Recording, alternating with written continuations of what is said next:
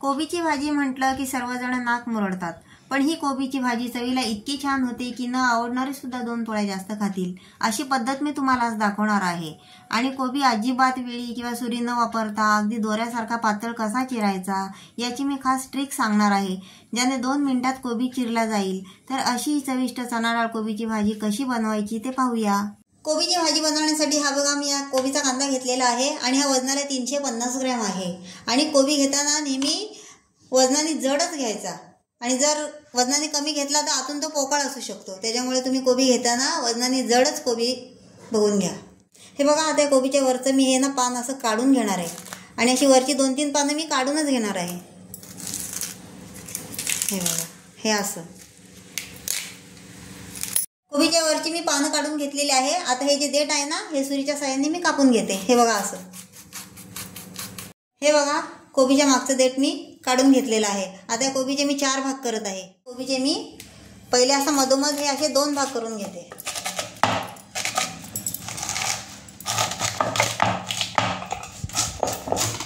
आणि ह्याचे परत असे 2 भाग करून घ्यायचे। हे पहा या कोबीचे मी असे 4 भाग करून घेतलेले आहे। आता याला मी बारीक करणार आहे, ते कसं करणार आहे ते तुम्हाला दाखवते। आणि हे विळीचा आणि सुरीचा अजिबात वापर न करता ही अगदी बारीक दोऱ्यासारखी कोबी कशी कापायची हे मी तुम्हाला दाखवते। कोबी बारीक करण्यासाठी मी हे स्लायसर घेतलेलं आहे, आणि त्याच्या साहाय्याने मी हा कोबी बारीक करून घेत आहे। हे बघा असं धरायचं आणि याच्यावर हे असं हे करायचं, किसून घ्यायचं। आपला कोबी किती बारीक किसला गेलेला आहे, अगदी दोऱ्यासारखा वाटतोय। हे बघा बस अशा प्रकारे मी हा सगळा कोबी असाच बारीक करून घेत आहे। हे बघा आपला सर्व कोबी किती अगदी झटपट, म्हणजे सुरी विळी याचा काही वापर न करता स्लायसरच्या सहाय्याने किती अगदी दोऱ्यासारखा बारीक किसून झालेला आहे, तुम्ही पाहू शकता। हे बघा, आणि ज्यांना कोबीची भाजी अजिबात आवडत नाही ते सुद्धा अशा प्रकारे केली ना तर अगदी आवडीने बोटं चाटून पुसून खातील। तर एकदा तुम्ही अशी कोबीची भाजी बनवून बघा। चला आता कोबीची भाजी बनवायला सुरुवात करूया। कोबीची भाजी बनवण्यासाठी मी या कढईत हे 2 चमचे तेल टाकते। तेल गरम झालेलं आहे। आता यात मी 4 ते 5 लसणाच्या पाकळ्या ठेचून घेतलेल्या आहेत ते घालते। हे बघा आता याच्यामध्ये मी ही मोहरी घालते।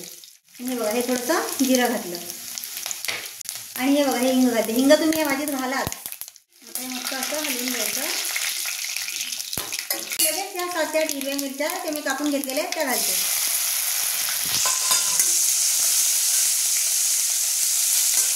आता याच्यात मी 1 चमचा हळद घालते।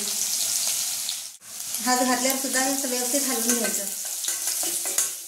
आता याच्यात मी ही अर्धी वाटी रात्री भिजत ठेवलेली चण्याची डाळ घालत आहे। हे बघा डाळ घातल्याच्या नंतर हे असं व्यवस्थित परतून घ्यायचं।